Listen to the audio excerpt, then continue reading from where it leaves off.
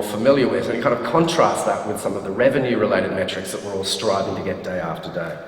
And I guess I'd ask a couple of questions about that. What are your customer satisfaction indicators? How are you actually measuring them? How do you measure audience engagement? I mean, I know Alan Brown's going to be talking about that this afternoon, so I'm really interested in hearing from him how he's actually measuring and recording that. And do you monitor your return on investment for every dollar of marketing budget spent? Do you know what you're getting back? Here's some common complaints about CRM from the arts community. It's extremely expensive to purchase and resources, particularly in CRM system. Now, that kind of depends what you want. That's not necessarily the case. There's some fairly cheap options there for some organisations, but it does get exponentially more expensive. It is extremely it's extremely difficult to implement a CRM, a detailed CRM system successfully, because people often don't know what they don't know when they start a CRM implementation. They're kind of hoping that this software is going to give them all of these additional new tools, but they don't actually define what it is they want from them beforehand. Initially, ROI can be pretty low on CRM-based activities, and that's really because people are learning what they're doing as they go. It's not like you're going to flick a switch and immediately see all these dollars coming in from it.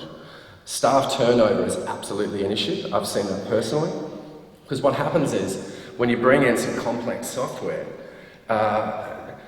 there's only a certain amount of the organisation who actually engage with it. And if those guys go, they become these experts, they become very valuable in the marketplace, and then they get poached by your neighbour who's implementing the same system. So you've really got to look after your staff who have the smarts to use this stuff. Analysis paralysis.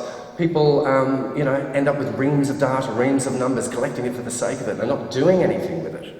And environmental constraints. I mean, I know some of you are perhaps presenting at venues that have dedicated ticketing contracts with particular ticketing providers. That can be a real issue.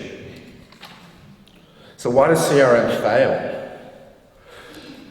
These are 4 pitfalls that have been identified by Gartner Incorporated, one of the world's largest technology and advisory firms. They say that 50% of CRM implementations at companies fail.